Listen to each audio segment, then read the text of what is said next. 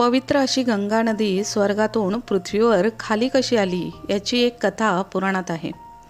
पुराणानुसार सगर नावाचा एक राजा राज्य करीत होता। त्याने एकदा अश्वमेध यज्ञ केला। त्या यज्ञासाठी त्याने सुंदर एक घोडा मोकळा सोडला। जो कोणी या घोड्याला अडविल त्याला त्या घोड्याबरोबर असणाऱ्या रक्षकाशी युद्ध करावे लागेल असा यज्ञाचा नियम होता।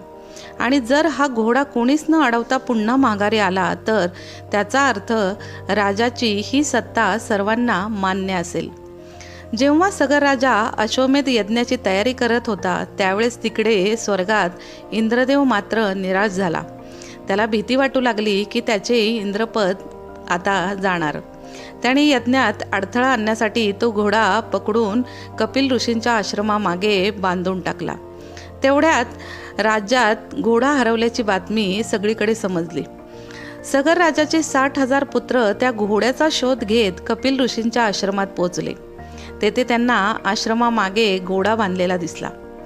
त्यांना असे वाटले की या ऋषींनीच तो घोडा येथे बांधून ठेवला आहे, म्हणून ते ऋषींना वाईट साईट शब्द बोलू लागले।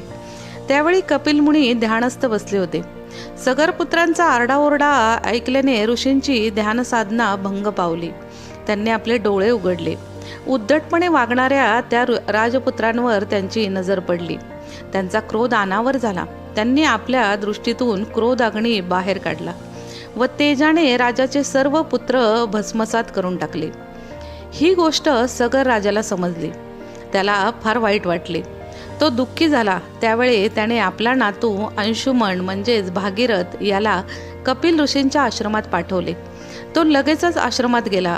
त्याने कपिल ऋषींची माफी मागितली व तो याचना करू लागला। तसे कपिल मुनींनी त्याची याचना स्वीकारली व त्याला माफ केले। तुझे काय मागणे आहे असे म्हणून त्यांनी त्याला विचारले। ऋषी त्याला म्हणाले। त्यावेळी अंशुमनने कपिल ऋषींना 2 वर मागितले। पहिला वर यज्ञाचा घोडा परत करावा व दुसरा भस्म झालेले सगर पुत्र पुन्हा जीवित करावेत। तसे कपिल ऋषींनी घोडा परत केला, मात्र सगर पुत्राच्या उद्धाराची ही वेळ नाही। ती वेळ जेव्हा येईल तेव्हा अंशुमनने किंवा भागीरथने ब्रह्मदेवाची उपासना करावी। मग ब्रह्मदेव आपल्या कमंडलातून बंदिस्त करून ठेवलेली पवित्र गंगेला पृथ्वीवर पाठवतील आणि त्या सगरपुत्रांना पाण्याच्या स्पर्शाने ते 60,000 सगरपुत्र पुन्हा जिवंत होतील। अश्वमेध यज्ञ झाल्यानंतर सगर राजाने त्याचे सर्व राज्य नातू अंशुमनच्या हवाली केले। राजा वानप्रस्थी आश्रमात गेला। त्यानंतर अंशुमनने म्हणजेच भागीरथने देखील घरदार सोडले व तो हिमालयात निघून गेला। तेथे त्याने बरेच वर्ष घोर तपश्चर्या केली। त्याच्या त्या कडक तपश्चर्याने ब्रह्मदेव प्रसन्न झाले। त्यांनी आपल्या कमंडलातून गंगा मुक्त केली। तसा गंगेचा हा प्रवाह पुढे अडवण्यासाठी श्री शंकरांनी आपल्या जटेत तिचा प्रवाह ओढून घेतला। नंतर तो जणू ऋषींनी तो पिऊन टाकला। तेव्हा भगीरथने पुन्हा घोर तपश्चर्या केली व शंकराच्या जटेतून गंगेला मुक्त केले। अखेरीस गंगा सागर किनारी पोचली व सागरात विलीन झाली। त्यावेळी ती त्या दुर्दैवी सगरपुत्रांच्या राखेवरूनही वाहिली।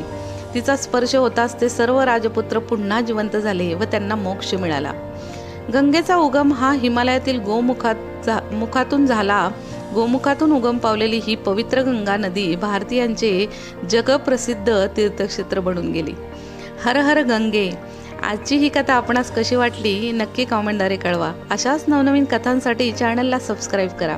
काय आहे पुढची कथा ते उद्याच्या भागात पाहू। तोपर्यंत धन्यवाद।